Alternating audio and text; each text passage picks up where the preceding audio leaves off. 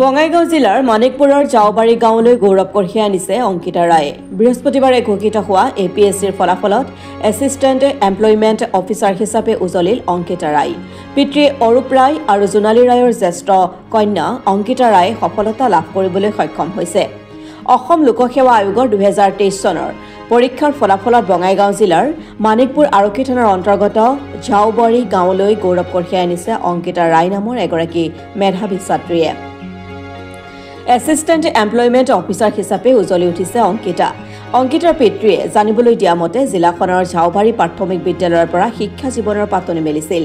পিছলৈ জাওবাৰী উচ্চতৰ মাধ্যমিক বিদ্যালয়ৰ পৰা 89% নম্বৰ লৈ মেট্ৰিক পৰীক্ষাত উত্তীৰ্ণ হৈ সৰভোগ বাৰ্ড একাডেমীৰ পৰা কলা শাখাত উচ্চতৰ মাধ্যমিক চূড়ান্ত পৰীক্ষাত 90% নম্বৰ লৈ উত্তীৰ্ণ হয়। পিছলৈ হাউলি BS মহাবিদ্যালয়ৰ পৰা ৰাজনীতি বিজ্ঞানক গুৰু বিষয় হিচাপে লৈ প্ৰথম বিভাগত স্নাতক উত্তীৰ্ণ হয়। পৰৱৰ্তী সময়ত গুৱাহাটী বিশ্ববিদ্যালয়ৰ পৰা ৰাজনীতি বিজ্ঞান বিভাগত স্নাতকোত্তৰ ডিগ্ৰী লাভ কৰে। পিছত বডৰা IS একাডেমীত কিছুদিন শিক্ষা গ্ৰহণ কৰে। অসম লোকসেৱা আয়োগৰ পৰীক্ষা দ্বিতীয়বাৰ চেষ্টাত সফলতা লাভ কৰে। অংকিতা ৰায়ৰ সফলতাত উৎফুল্লিত হৈ পৰিছে মানিকপুৰ জাওবাৰী অঞ্চলবাসী ৰাইজ। প্ৰথমে মই সাংবাদিক বন্ধুসকলক ধন্যবাদ জনাইছোঁ।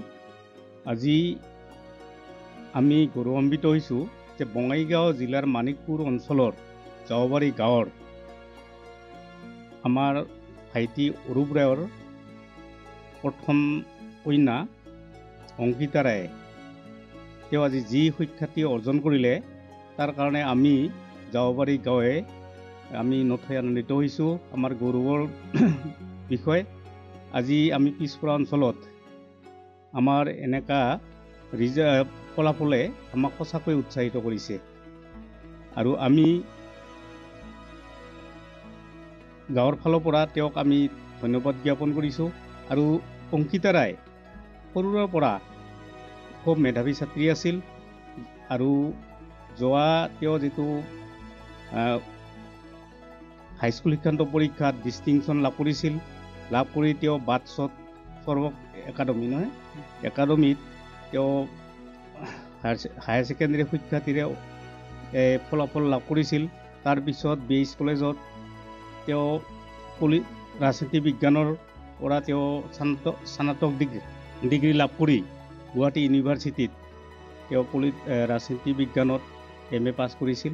তেওঁ শিক্ষাৰ্থীৰে MA পাছ কৰিছিল আৰু তেওঁ তাৰপিছত APSC পৰীক্ষা দি তেওঁ আজি যি ভাল ফলাফল দেখুৱালে এইটো আমাৰ কাৰণে বৰ গৌৰৱৰ বিষয়। আমি গাঁওবাসীয়ে তেওঁক ধন্যবাদ জনাইছোঁ। এইখিনিয়ে মই ক'বলৈ এইটো হেৰিতে ভাল কৰিয়ে মানে হেৰি কৰিছে বুলি মানে এটা ভাল হেৰি কৰিছে। তেখেতক যে পঢ়াইছিলে প্ৰাইভেট স্কুলত পঢ়াইছিলে নে চৰকাৰী স্কুলত পঢ়াইছিলে? চৰকাৰী স্কুলত মানে হাই ছেকেণ্ডাৰী পাছ কৰালো। হাই ছেকেণ্ডাৰী মানে মেট্ৰিক পাছ কৰাৰ পিছত মানে এই প্ৰাইভেট স্কুলত পঢ়াইছিলোঁ 2 বছৰ বাটছত। তাৰপিছত হেৰি বাকীখিনি মানে হেৰি চৰকাৰী স্কুলতে পঢ়াইছিলোঁ। ভাবিছিলে নেকি মানে ভাবা মানে কি আমিতো বহুতে আশা কৰিছিলোঁ, মানে তাৰো এটা আশা আছিল সৰুৰ পৰাই মানে কিবা এটা কৰিম বুলি আশা আছিল। গতিকে আজি এইখিনি হেৰি কৰিছে মানে মোটামুটি মনৰ আশা অলপ পূৰণ হৈছে আৰু ছোৱালীৰ ৰিজাল্টটো পাই আমি খুব ভাল এটা অনুভৱ কৰিছোঁ। অসম লোকসেৱা আয়োগৰ পৰীক্ষাত যিহেতু ছোৱালী উজলিল, মাক হিচাপে অনুভৱ কেনেকুৱা? বহুত ভাল। সৰুৰ পৰা এটা আশা আছিল, আজি ফল হ'ল, সেইখিনি বহুত ভাল লাগিছে। ছোৱালীজনীৰ লিখা পঢ়াৰ ক্ষেত্ৰত আপোনাৰ সহযোগিতা কেনেকৈ? আমাৰ ছোৱালীজনীক মানে সৰুৰ পৰা ক'ব নালাগে আৰু আমি কিতাপ উলিয়াব লাগে বা কিবা এটা, তাই মানে নিজৰ এইখিনি একাগ্ৰতা আগৰ পৰাই সৰুৰ পৰাই আজি সফল হৈছে, ভাল লাগিছে। তাইৰ লগতে গোটেই ঘৰখনৰ গাঁওখনৰ গৌৰৱান্বিত হৈছোঁ। আৰু লিখা পঢ়াৰ ৰুটিনতে তাই কি কৰি ভাল পাইছিলে? তাই মানে লিখা পঢ়াতে বেছি ব্যস্ত। তাই এনে গান গায় মাজে মাজে। বাইদেউৰ ৰিজাল্টটো পাই মোৰ বহুত ভালে লাগিছে আৰু আমি বহুত উৎসাহিত হৈছোঁ। মই যিহেতু সৰুৰে পৰা মানে বালত একেলগে থকা তো মই দেখি আহিছোঁ বাইক যিমান মানেখিনি কষ্ট কৰিছিলে তাৰ কষ্ট দেখি ময়ো ভাবিছিলোঁ যে তাই জীৱনত কিবা এটা কৰিব। তাই প্ৰথমে মেট্ৰিকত জাহ্বাৰী উচ্চতৰ মাধ্যমিক বিদ্যালয়ৰ পৰা 89% লৈ পাছ কৰিছিলে।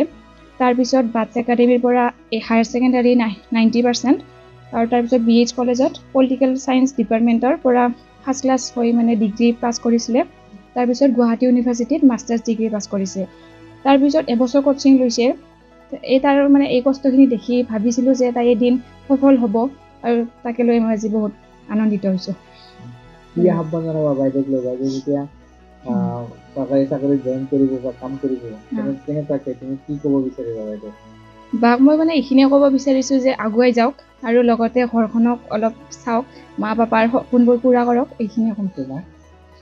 মোক তোমাৰ কি হ'ব? বাইক লৈ মানে সেয়ে ভাল মানুহ হওক, লগতে মোকো মানে অলপ দিহা পৰামৰ্শ দিয়ক, সেইখিনি। ধন্যবাদ।